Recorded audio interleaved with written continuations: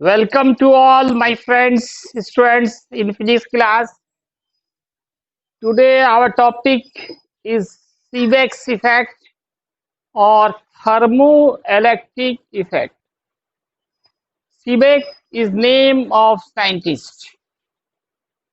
Seebeck ने बिना किसी सोर्स ऑफ इलेक्ट्रिक करंट के, बिना सेल के, बिना डायनेमो के एक बड़ा काम किया, इलेक्ट्रिसिटी प्रोड्यूस करके दिखाया। इलेक्ट्रिसिटी हम लोग कहाँ से निकालते हैं? सेल से निकालते हैं, पलटते हैं, या फिर डायनेमो से निकालते हैं, डायनेमो के द्वारा। लेकिन इन्होंने बिना सेल के, बिना डायनेमो के ही इलेक्ट्रिसिटी या इलेक्ट्रिक करंट या कहिए ईएमएफ, इलेक्ट्रोमोटिव फोर्स प्रोड्यूस करके दिखाया। इसने सीबेक ने, इसलिए उन्हीं के सम्मान में इस इफेक्ट का नाम है सीबेक्स इफेक्ट। तो सीबेक नाम है साइंटिस्ट का। इन्होंने क्या किया? दो वायर लिया। कितने वायर लिए? 2। एक ही मेटल या डिफरेंट मेटल? क्या हिला रहा उसको जी? डिफरेंट मेटल्स का क्या लिया? 2 वायर्स लिया। एक लिया कॉपर का, दूसरा आयरन का। दोनों के इंड्स को जोड़ा। तो जोड़ने से क्या बनेगा? जंक्शन। जंक्शन किसको बोलते हैं? जोड़ने का स्थान। अभी याद हो सकता है, ध्यान से देखें तो अभी याद हो सकता है। अभी पूछेंगे भी इसके बाद, अभी हम सब एक एक करके खड़ा करके। कुछ लोग नीचे देख रहा है, कुछ लिख रहा है।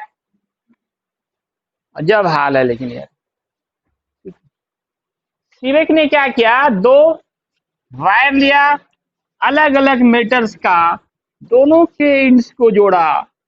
एक इंड को इन्होंने हॉट बनाया, दूसरे को कोल्ड बनाया, और यहाँ एक गैल्वेनोमीटर जोड़ा।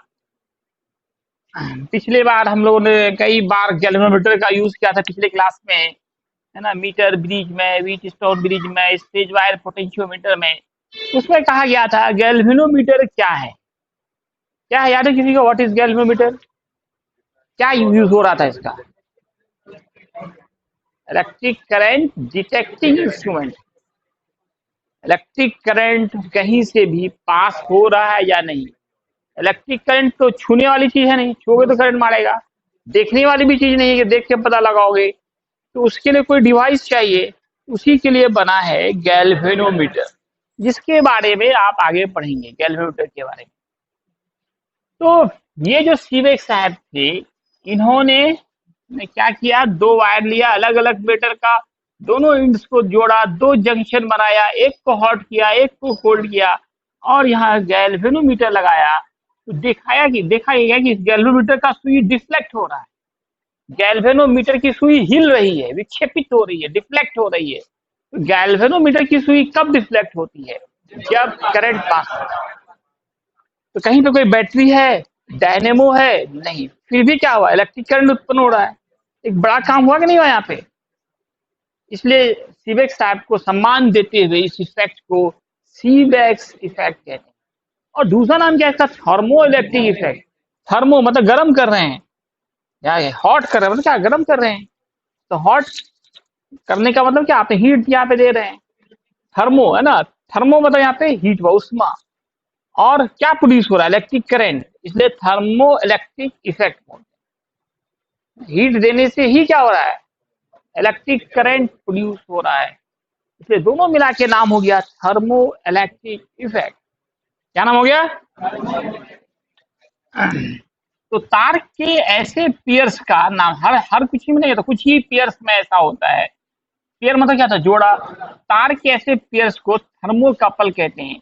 और इसमें जो ईएमएफ प्रोड्यूस होता है उसको थर्मो ईएमएफ कहते हैं। इसमें जो ईएमएफ प्रोड्यूस होगा, the EMF, electromotive force. EMF का फुल फॉर्म क्या था? जो इंड्यूस हो रहा है यहाँ पे, इंड्यूस्ड इन सीबेक्स इफेक्ट, सीबेक्स इफेक्ट और थर्मो इलेक्ट्रिक इफेक्ट, दोनों क्या एक ही चीज है?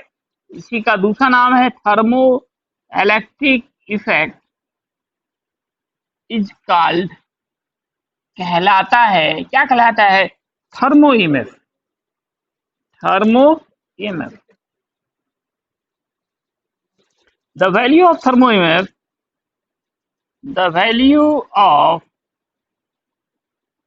थर्मो ईएमएफ डिपेंड्स, डिपेंड करना है अपॉन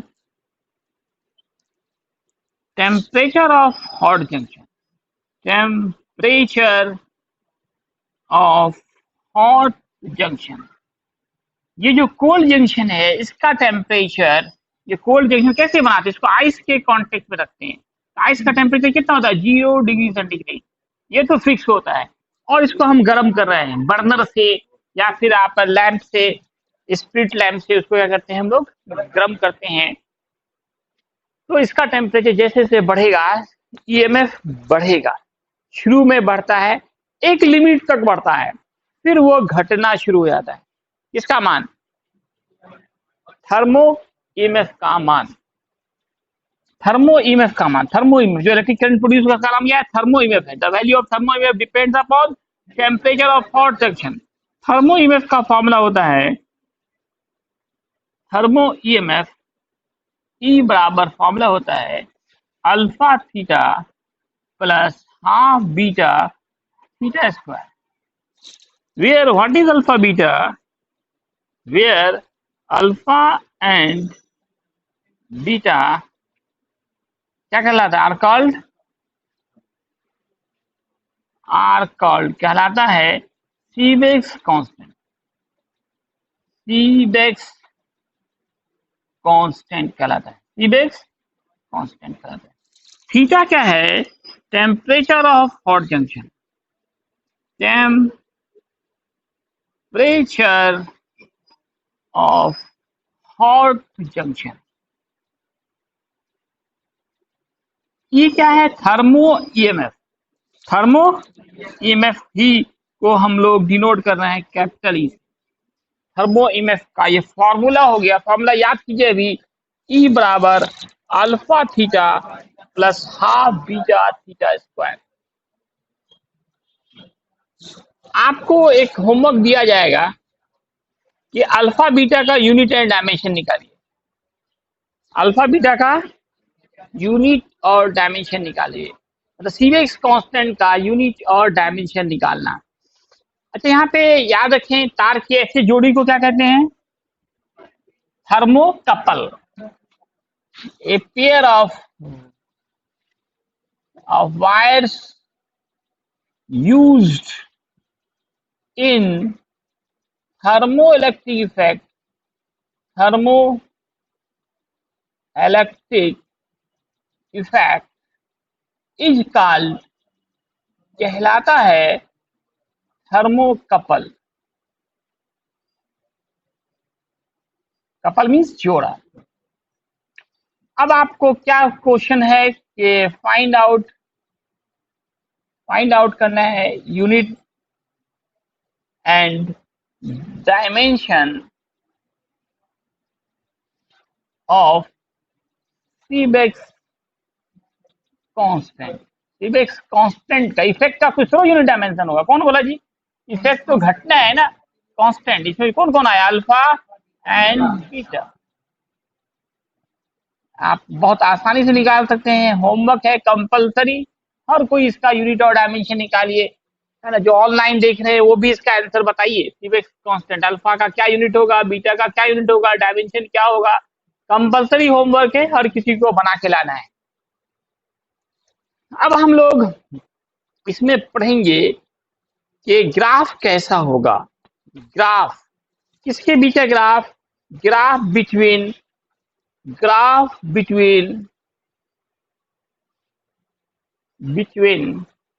थर्मो ईएमएफ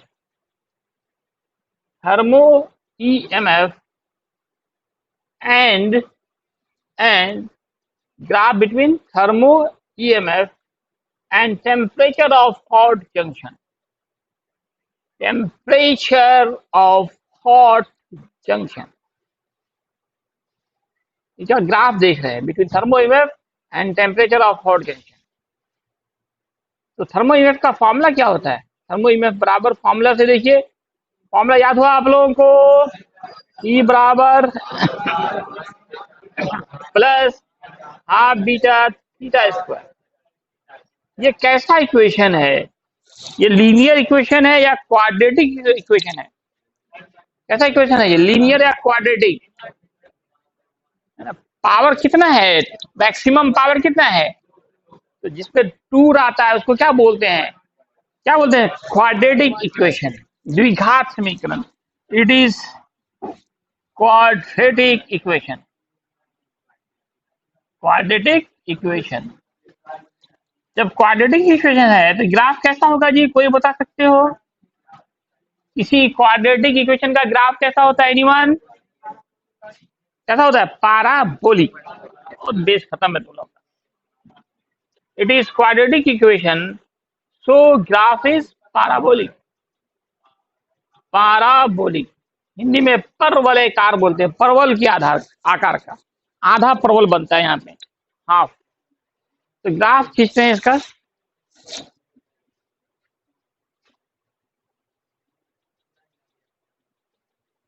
इधर हम लेंगे थीटा, इतना सटा दिया है ना। इधर देखते हैं thermo EMF, EMF.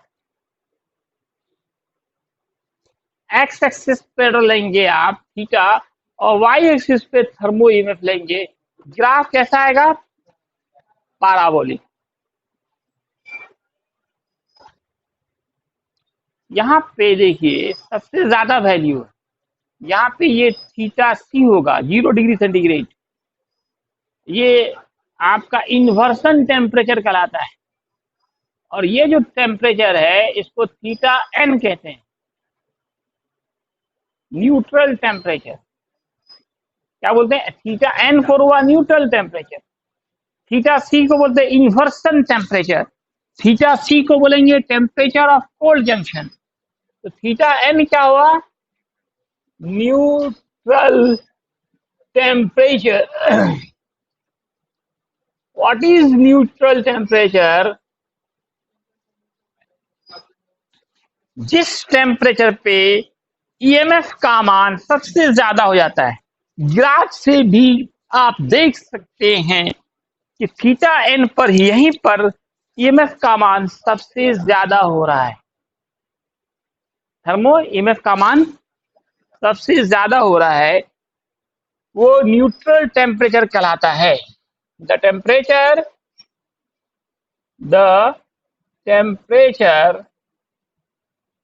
at which the value of thermo EMF becomes maximum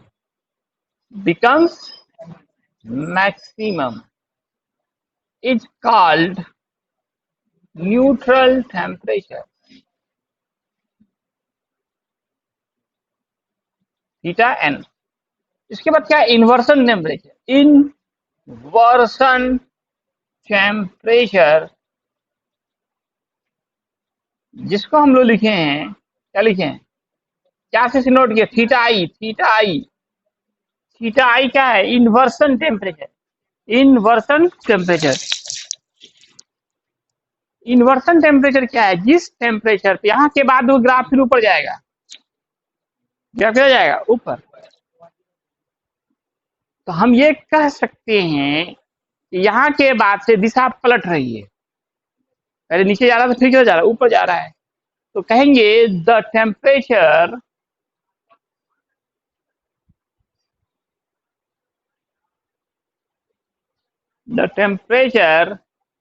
at which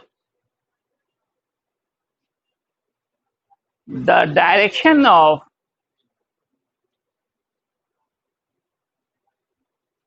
thermo EMF becomes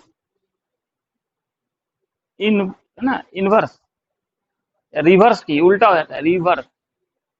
reverse क्या नाम होगा? इस कॉल्ड, कहलाता है इन्वर्सन टेम्परेचर। Inversion temperature. इसको डिनोट किसे करते हैं? Theta I. और theta C, what is theta C? Temperature of cold junction, cold junction ये जनरली कितना होता है, 0 होता है, 0 डिग्री सेंटीग्रेड होता है। कोई प्रॉब्लम बोले, कहीं कोई दिक्कत है आप लोगों को? ग्राफ जो है, ग्राफ जो है ऐसा क्यों हुआ, आप 10th क्लास में पढ़े हैं, ये क्वाड्रेटिक इक्वेशन, थीटा पे पावर क्या है, 2 है, ये क्वाड्रेटिक इक्वेशन है। किसी भी क्वाड्रेटिक इक्वेशन का ग्राफ हमेशा पाराबोलिक होता है, इसलिए इस तरह का ग्राफ हुआ। ग्राफ खींचते समय एक्स एक्सिस पर टेम्परेचर को लेते हैं और वाई एक्सिस पर हम लोग लेते हैं ईएमएफ का मान। ईएमएफ का मान पहले बढ़ेगा, बढ़ते बढ़ते मैक्सिमम होगा और फिर वो घटना शुरू होगा। क्या ठीक है? तो ये होमवर्क है कंपलसरी, आप लोग इसको बनाएं, है ना।